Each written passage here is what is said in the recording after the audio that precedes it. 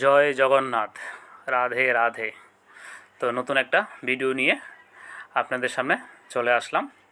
তো এটা দেখতেই পাচ্ছেন, আগরতলা শহরের সৌন্দর্যায়নের জন্য যে ব্যবস্থাপনা তা দেখলে খুবই ভালো লাগে। আমাদের আশপাশের যে আগরতলা শহর এখন আগের তুলনায় অনেকটাই সুন্দর, দেখতে খুব ভালো লাগে। নতুন নতুন অনেকগুলা উদ্যোগ প্রশাসন থেকে, গভর্নমেন্ট থেকে নিয়েছে, তার জন্য অনেক ধন্যবাদ। তো চলে আসলাম হরে কৃষ্ণ মন্দিরে। আগরতলা শহরের মধ্যেই এই মন্দিরটা অবস্থিত এবং তো প্রভুজিকে নমস্কার।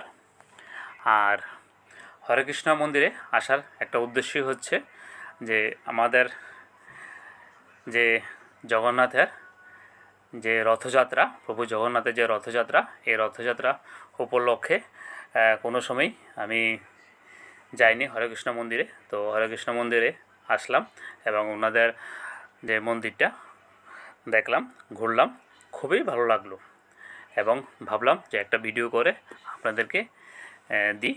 এখানের যে আমাদের প্রভু জগন্নাথের এবং সুভদ্রা এবং বলরামের যে মূর্তিগুলো রাখা হয়েছে, কাঠামোগুলো রাখা হয়েছে, খুবই সুন্দর। এবং রাধাকৃষ্ণের যে মূর্তি রাখা হয়েছে খুবই সুন্দর। যদি আপনারা কেউ না আসেন, অবশ্যই এই মন্দিরটার মধ্যে আসবেন। আমি সপরিবারে এসেছিলাম, দেখে আমার খুবই ভালো লেগেছে, তাই আপনাদেরকে বিষয়টা ভিডিওর মাধ্যমে শেয়ার করলাম এবং এটাকে জানাচ্ছি যে আপনারা অবশ্যই আসবেন। প্রভু জগন্নাথ আমাদের কাছে খুবই শ্রদ্ধেয় এবং আমরা ঠাকুরের কাছে যা প্রার্থনা করি, প্রভুর কাছে যা প্রার্থনা করি, প্রভু আমাদের মনের ইচ্ছা পূর্ণ করে। নমস্কার প্রভু। হরে কৃষ্ণ। তো আমি আপনার কাছে একটু জানতে চাইছি, মানে আমরা যে জগন্নাথের রথযাত্রা সেটা কবে এবং কিভাবে আমরা পালন করব এই রথযাত্রাটা, আপনি যদি একটু বলতেন। হরে কৃষ্ণ, অসংখ্য ধন্যবাদ এই সুন্দর প্রশ্ন করার জন্য। আগামী 22 তারিখ, অর্থাৎ এই মাসে 22 তারিখ স্নান যাত্রা উৎসব, জগন্নাথকে স্নান করানো হয়, যেটা জগন্নাথ প্রাচীন কাল থেকে এই জগন্নাথ পুরীতে রাজা ইন্দ্রধনুর মাধ্যমে প্রচলিত হয়েছে। তো ইস্কন প্রতিষ্ঠাতা আচার্য জগৎগুরু শিল প্রভুপাদ এই সারা বিশ্বব্যাপী স্নান যাত্রা এবং রথযাত্রার আয়োজন করেছে। পরের মাসের 6 তারিখ রথযাত্রার উৎসব। জগন্নাথ, বলদেব, সুভদ্রা মহারানী রাজপথে রথে করে সবাইকে দর্শন দান করবেন। তো জগন্নাথ মূলত রথে নামার একটি উদ্দেশ্য, যেহেতু ভক্তরা মন্দিরে এসে ভগবানকে দর্শন করার সুযোগ পায় না, তো জগন্নাথ এত কৃপালু, কৃপা করার জন্য করুণার বশবর্তী হয়ে জগন্নাথ রাজপথে নেমে সবাইকে দর্শন দান করে। তো সেই জন্য আমাদের উচিত প্রত্যেকে অন্তত এই রথযাত্রার দিন এই জগন্নাথকে দড়ি দিয়ে টেনে মাসির বাড়িতে নিয়ে যাওয়া হয়। এটা বিশেষ একটি মাহাত্ম্য রয়েছে। তো জগন্নাথকে আমরা চেষ্টা করব ত্রিপুরাবাসী সবাই যেন এই রথযাত্রায় অংশগ্রহণ করে। আগামী যে 6 তারিখ রথযাত্রার উৎসব সকলে আড়ম্বরপূর্ণভাবে পালন করবেন। আমরা গত বছরও এই রথযাত্রা উৎসব পালন করেছি। জগন্নাথ, বলদেব, সুভদ্রা মহারানীর কৃপায় আমরা এই বছরও সেই রথযাত্রা উৎসব পালন করার চেষ্টা করছি এবং আপনারা সকলে মন্দিরে এসে আমাদের এই জগন্নাথ, বলদেব, সুভদ্রা মহারানীর কৃপা আশীর্বাদ নিয়ে যাবেন।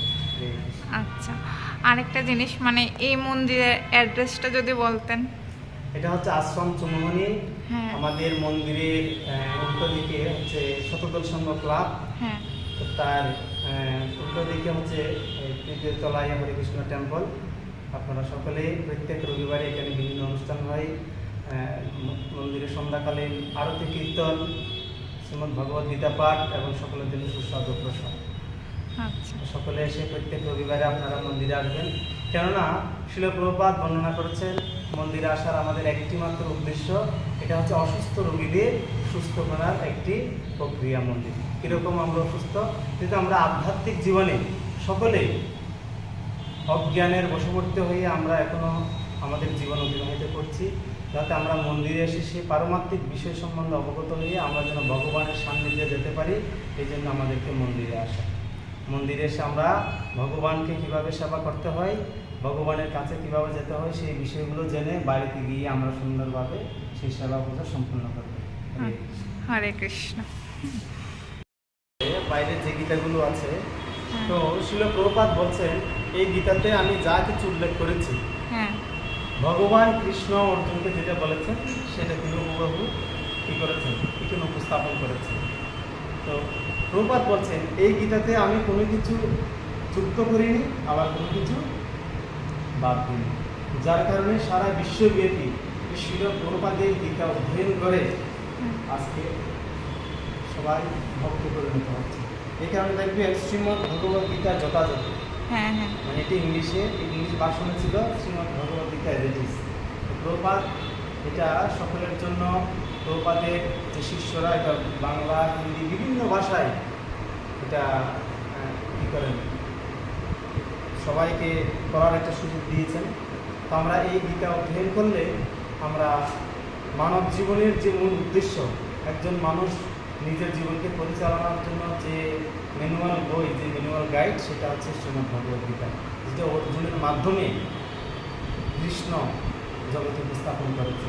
এবং শিল প্রভুপাদের অশেষ কৃপায় আমরা এই শ্রীমদ্ ভগবদ গীতা অধ্যয়ন করে নিজের এই দুর্লভ মনুষ্য জীবনকে সার্থক করার প্রয়াস করছি। তো আমরা সকলেই চেষ্টা করব ভগবদ গীতা অধ্যয়ন করে প্রত্যেকে নিজের দুর্লভ মনুষ্য জীবন সার্থক করে অন্তিমে যেন আমরা ভগবত ধামে ফিরে যেতে পারি। হরে কৃষ্ণ। হরি বল। সুস্বাদু কৃষ্ণ প্রসাদ হরে কৃষ্ণ মন্দিরে সকলে গ্রহণ করুন। হ্যাঁ, হরে কৃষ্ণ। প্রসাদ পাও না? হরে কৃষ্ণ। হ্যাঁ, এই প্রসাদ সম্পর্কে বর্ণনা করেছেন জগন্নাথের এই যে প্রসাদ, আমরা যে প্রসাদ যে গ্রহণ করছি, এই প্রসাদ শিব নারদমুনি প্রথম আস্বাদন করেছিলেন। নারদমুনির মাধ্যমে এই প্রসাদ শিব আস্বাদন করেন নারদমুনির কনিষ্ঠ আঙ্গুল থেকে। শিব এই প্রসাদ পেয়ে নৃত্য করছেন, তখন দুর্গাদেবী বলছেন আমাকে বাদ দিয়ে তুমি প্রসাদ খেলে কীভাবে, আমি তো তোমার অর্ধাঙ্গিনী। তখন দুর্গাদেবী যখন অত্যন্ত ক্রোধান্বিত হয়েছেন, ভগবান সাথে সাথে আবির্ভূত হয়ে, তখন ভগবান বলছেন জগন্নাথপুরীতে আমি যখন জগন্নাথ রূপে প্রকটিত হব, তখন আমার প্রসাদ প্রথমে তোমাকে দেয়া হবে, তারপর সেটা আনন্দবাজারে দেওয়া হবে। তো আমরা যে প্রসাদটা পাচ্ছি সেটা হচ্ছে নারদমুনি, শিব এবং দুর্গাদেবীর মাধ্যমে এই জগন্নাথের প্রসাদ পাচ্ছি। হরে কৃষ্ণ।